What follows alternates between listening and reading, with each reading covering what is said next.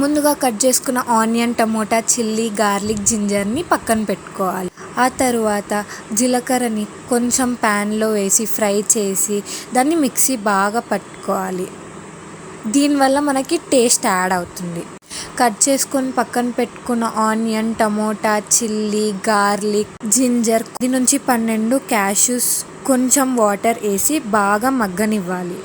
ఇది మగ్గాక మిక్సీలో వేసుకొని ప్యూరీ పట్టాలి. నెక్స్ట్ మన పన్నీర్ని పైన చూపిస్తున్న వీడియో లెక్క చిన్న చిన్నగా కట్ చేసుకొని పక్కన పెట్టి ఇప్పుడు ఈ కడాయిలో 2 స్పూన్స్ ఆఫ్ ఆయిల్ని వేసి మిగతా క్యాష్యూస్ని అన్ని ఫ్రై చేసుకోవాలి. ఇది గోల్డెన్ బ్రౌన్ వచ్చేంత వరకు. అదే ఆయిల్లో పన్నీర్ని వేసి లైటిష్ బ్రౌన్ అయ్యేంత వరకు కలిదిప్పాలి.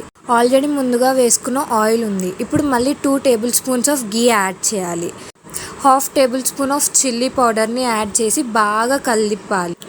ఉందాక మనం పక్కన పెట్టుకున్న ప్యూరీని యాడ్ చేయాలి. ప్యూరీ ఆయిల్లో మిక్స్ అయ్యేంత వరకు బాగా కలిపుకోవాలి. ఇప్పుడు ఇది బాగా కలుపుకున్నాక ఉందాక మనం వేయించి పెట్టుకున్న జీలకర్ర పొడి, ధనియా పొడి, కస్తూరి మేతి, 1/4 of garam masala, 1/2 tablespoon of salt, కొంచెం చిటికెడంత పసుపు వేసి బాగా కలుపుకోవాలి.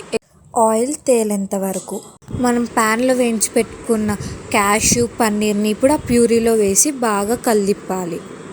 బాగా కలిపాక మనకేమైనా ఉప్పు, కారం సరిపోలేదంటే యాడ్ చేసి లాస్ట్లో కొత్తిమీర వేసి సర్వ్ చేసుకోవడమే. ఇది మనం రోటీకైనా చపాతీకైనా తింటే సూపర్గా ఉంటుంది.